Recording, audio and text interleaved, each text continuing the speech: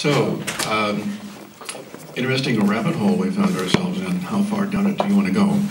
All the way. Well, the thing is, there's this phrase you find in the Vedas, the ancient knowledge of India, that translates as knowledge is structured in consciousness. And that consciousness, depending upon the degree of its expression or lack thereof, structures a perspective, and that perspective determines the reality for that particularly structured perspective. Hence, the rabbit hole has many layers or rooms or levels or stories. So, what does it look like from here? Which button are we going to push on the elevator? However, there's got to be a substrate out of which all of this has emerged. There's got to be something that gave rise to all these different perspectives, that out of which all these different perspectives emerge. And historically, traditionally, that's called consciousness. Consciousness is that which has become all of this in all its variation.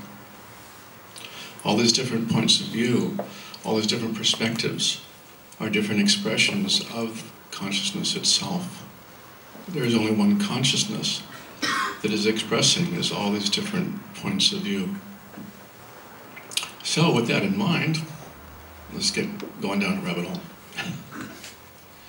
So when Ben spoke about, quoting Shakespeare, with nothing is either good or bad yet thinking makes it so, it points out that things just are what they are, and depending upon that individual point of view's conditioning, traditionally called attachments and aversions, or raga and devesha in Sanskrit, we get programmed or conditioned with things we like and things we don't like. And so we keep running towards the things we like and running away from things we don't like. And that takes up all our RAM and fills up all our hard drive space. We don't have time for much else except running towards what we think we want and away from what we think we don't want. And so we develop all kinds of interesting theories about what's good to run towards and what's good to run away from, as opposed to seeing things for what they are. So how do we get to that point of seeing things for what they actually are, minus any hallucination we may be entertaining based on our conditioning? And then how we got that conditioning in the first place is another story, but that's really far down the rabbit hole. The topic for today is new beginnings. So essentially everything's ever new all the time, so it's always new. It's always a fresh beginning, unless that attachment or that aversion gets in the way and causes us to limit ourselves and then see only that which we want to see or don't want to see and want to get away from. So how do we decondition ourselves? How do we release ourselves from those attachments and aversions that keep us so busy running around to and fro, for and against, whatever? What is that substrate, that absolute pure potential that gives rise to this differentiated, manifested universe in all its infinite diversity? That the essence of that is the essence that has given rise to us, to what we have always been, regardless of who we think we are.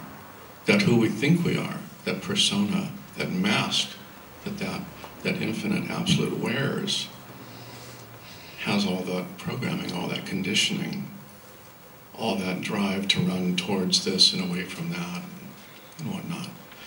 So we can begin running towards things, we can begin running away from things, or we can just be in the now, right here, innocently, without naivete, just being present and noticing what it's like to just be here with whatever else is going on in our awareness, whatever our thoughts are, whatever is pushing us or pulling us this way or that way, and just observing that. What are the thoughts like? What are the emotions like? What are the physical sensations like that this awareness is having the awareness of? What is it that is aware of these things?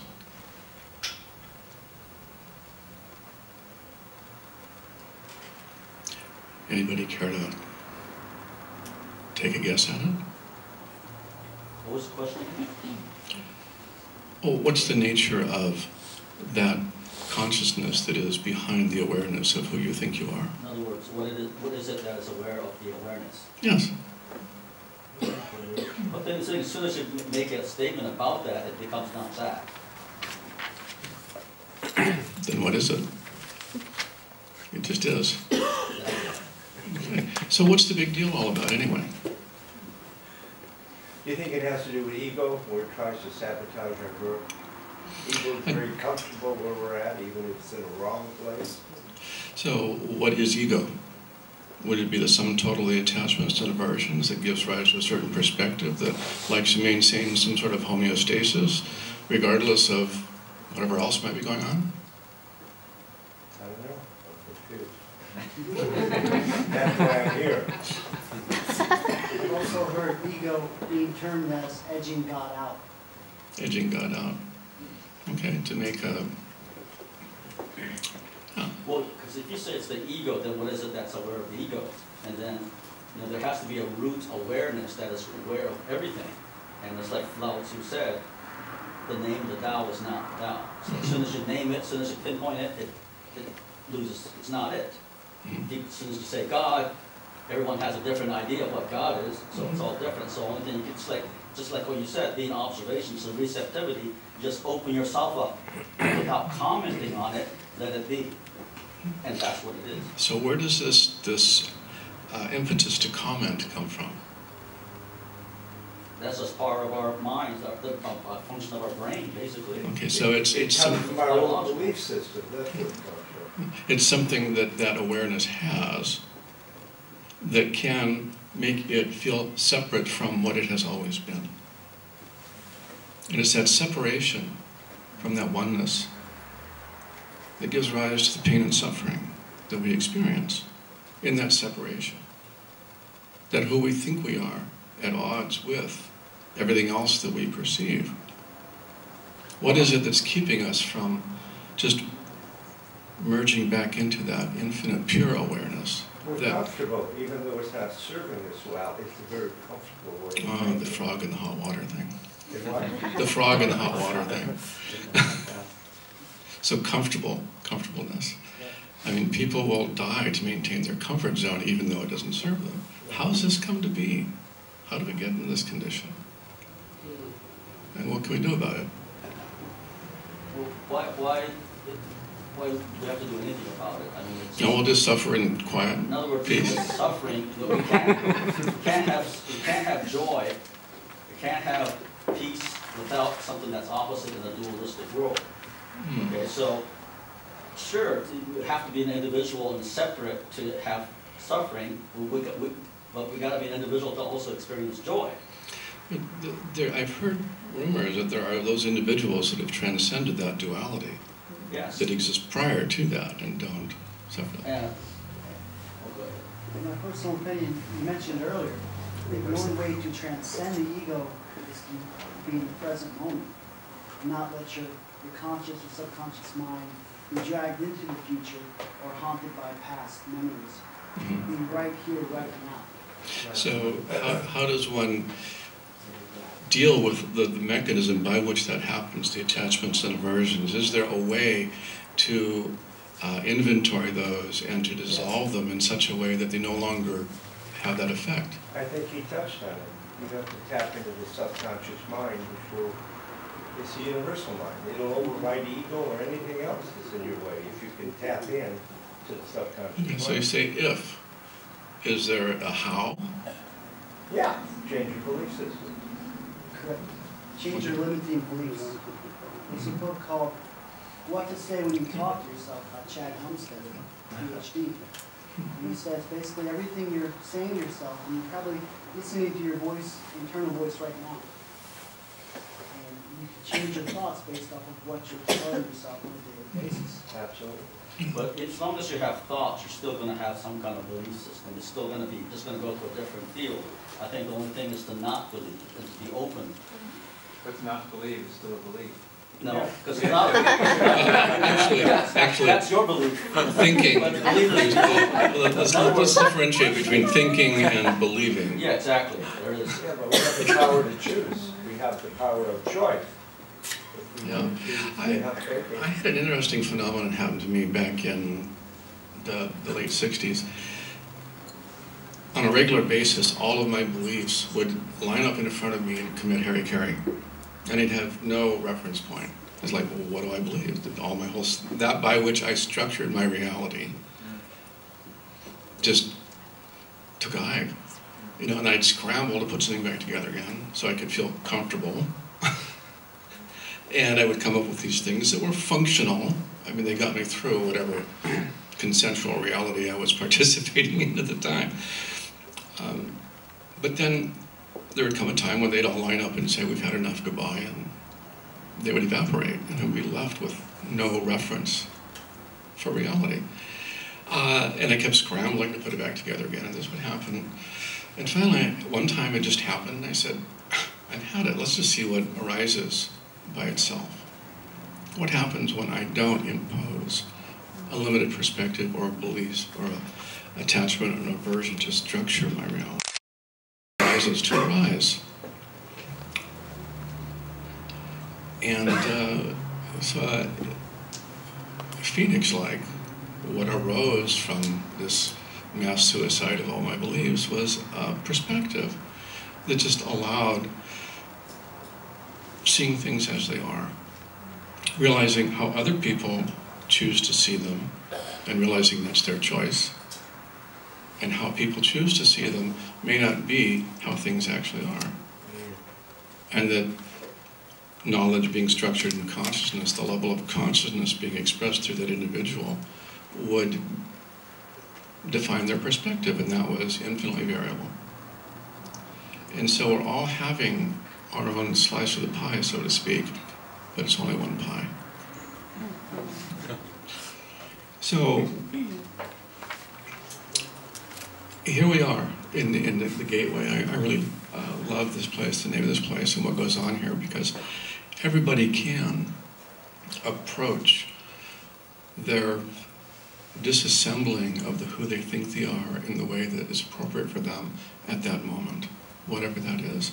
All the different modalities that are available here at this place can help the person move from whatever degree of limitation they have imposed upon what they have always been, that pure consciousness itself playing that role of that individuality, and partake of that great deconstruction where that pure value of consciousness can come through a personality, but not be defined by the personality. They can play the role, but not be limited to that role.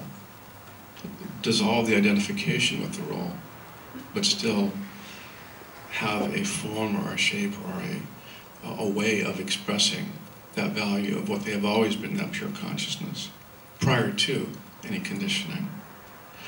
So that being kind of gee, that's really great. How do we get there from here? And it's just so many different ways. Anybody care to share any favorite ways they found? When you introduce somebody to someone, or what are you, some people will say I am, and then they have something following. Mm-hmm. If you just say I am, right, and people have talked about this, it kind of puts you in a mind frame of like not labeling, not trying to categorize, and you become that infinite being that you know you are. And you look at the person you're telling that I am, and you can see in their eyes that they're you and you're them, and there's that oneness. So one of the tricks, cosmic hide and seek. The tricks is, I am, and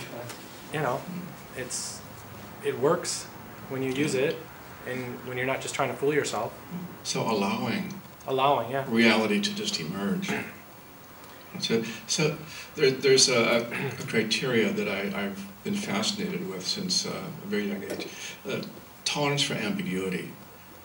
How long people can let things just be unresolved before they have to fix it. You know, so I think it was, I forget the philosopher's name, but he said, wisdom arises when you can sit around the kitchen table and discuss all the problems of the world and not have to fix them. Just to see them for, oh, this is happening, this is happening. You know, it'd be nice if it went this way or that way. But realizing that that's an opinion, and that opinion may be very different than reality itself. So as we inventory our opinions, okay, how did we get that opinion? How is that opinion reflecting our attachments and our aversions? You know, how do we dissolve that to a point where we can just be that I am? And just getting to that space where there may be awareness with no thought, with no content, just awareness, being aware of itself, as opposed to being aware of something that it feels the need to fix or alter or change in some way. I find when my conscious and subconscious mind are one mind, in other words, not a tug of war between the two, but they unite with one way of thinking. When the congruence emerges. I find I go up one more step in the ladder to enlightenment. I feel the problem. Further up the mountain.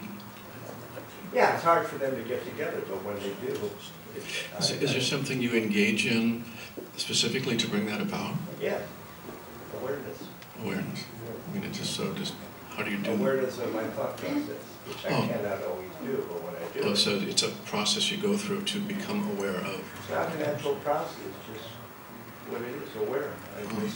I sometimes try to stand outside of myself, which is not easy to do, and observe how I act and react to the situation. And it's like witnessing my behavior.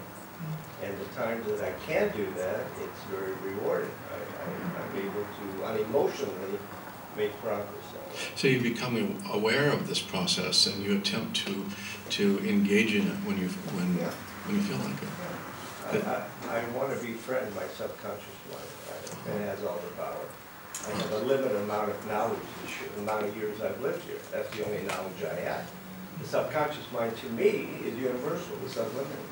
So it's going from the limited identified personality to the... Exactly. And that you move in that direction just by becoming aware of... Exactly. Yes. Sounds like there's a lot of techniques that are built around that type of a concept. There are. I have to cut away a lot of the fat and get down to the inside. Yeah, these techniques that come out of these traditions can get loaded down with a whole lot of stuff that sticks to them over the centuries and That's whatnot. exactly what's happening. That's correct. It's like that game of telephone where you whisper in somebody's ear or something, and then they whisper in somebody else's. By the time it comes back around, it's nothing like what you started with. So how do you get back down? How do you cut to the chase? So I believe you had a... Yeah, I was going to say, I think the way that I'll try to do it, to get myself in basically in the space that everyone tonight has talked about. My personal way of doing it is just, first I was taught to watch my thoughts. You know, whether I need to go to the grocery store and buy bread. You know, first there's a thought. But then there's also beliefs that begin to, fracture off from that. Well, will there be traffic? I don't like traffic. All these different things. Oh, will they have what I want? I believe they will. Even just simple beliefs about daily life begin to occur as soon as you have a thought. So remain present is in the moment, whatever you're trying to do. You just think, okay, this is where I'm at. This is, where I'm about to begin. But we all have a history of that. And we all have an imagination for the future of that. Within that continuum of previous and yet to be, we're in the middle of that, always. It doesn't matter where you are, when you are. You can look at a picture of yourself 10 years ago, and that's foreign to you on some level. It's familiar through form and memory, but it's still not, you don't necessarily have those priorities anymore and so forth. So you're in the present, in every moment. Acknowledging that. And now removing any thought or concept or, constantly busying and making it complicated, just simply going, okay, here I am, right now. within the continuum of my experience, which can be infinite if I really check in, and without complicating it, watching my thoughts as they arise naturally, to allow the beliefs that I want to take me down the road that I want, all based on the will of choice. Sounds good. How you doing with it? Decent? Fair? Great. Well, thanks. I think what everyone's describing is mindfulness. Mm. Be mindful of our thoughts, where they're coming from, and try not to fall into particular dogma. You know, like that cosmic pinball machine where once the ball starts going, it's all over the place. How do we get to that quiet space, that awareness that allows us to see things as they are, as they are? Actually, instead of mindfulness, I'd suggest mindlessness. Less mind, less confusion, and more clarity. Is it less mind or less activity in the mind? Well, yeah, so... Because the mind is the mind. Chatter. So Yeah, less mind. Less mind to come to that great space of, the void, the emptiness, which is the all-knowing rather than the mind. The mind and emotions are mental constructs, and they interfere all the time. We need to get to the empty. So these constructs are different levels of the mind.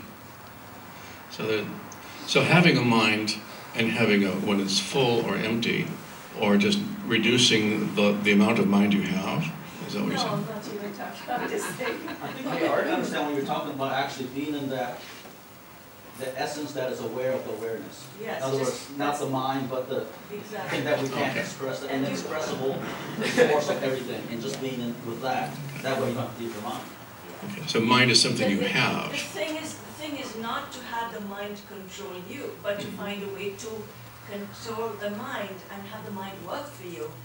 Other times the mind is all ego and its limitation, and it has its own arrogance. It does not want you to succeed. Okay, so how do you deal with it?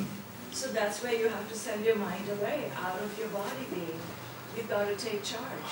Yeah, but what is your, okay, so what is your practice that enables you to do Well, that? I don't have enough. Art, can I ask you, I have something I'd like to say, but I want to be clear on what the question is once again. Could you please rephrase it? The question that engages conversation. Could you rephrase it one more time, and then I'd like to respond? At which point? Yeah, right. Generally. Yeah. Well, I think we're talking about what is it that is aware, Okay. and what does that awareness have in terms of means for its expression and interaction in this manifested universe. Okay, I'd like to say, my head hurts right now. This all sounds like a really confusing recipe for some French dish I wouldn't understand. I think it comes down to a place of intentional thought,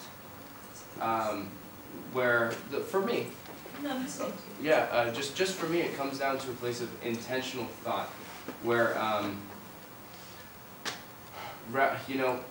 a great example is standing in line or traffic. I'm quite fond of both now, because rather than thinking, letting my mind go, or what maybe phrases, being, I put my thought in a place where it's my weight's on my right leg, my weight's on my left leg. Or I'll do something else where I play with certain energies and try to connect with people like that. And that I feel is really a nice place because I get kind of high off it. It's in a form of meditation. And I'm completely present though, and I know what I'm doing, but I'm not aware of my presence. But that intentional thought of breathe in, breathe out. The mind's wandering. Oh, my mind's wandering. I'm going to go back to my breath now. Breathe in, breathe out. Has given and observing, not looking at illusions and seeing them as they are, that they, which is a whole other topic to discuss. But that intentional thought, I feel, is a great way, with being content, a great way to not live in a place of suffering, joy, but rather a place of life. It's like just being. Yeah. You're choosing to be. Yeah. I'm choosing to participate in the moment, intentionally. How did you arrive at Well,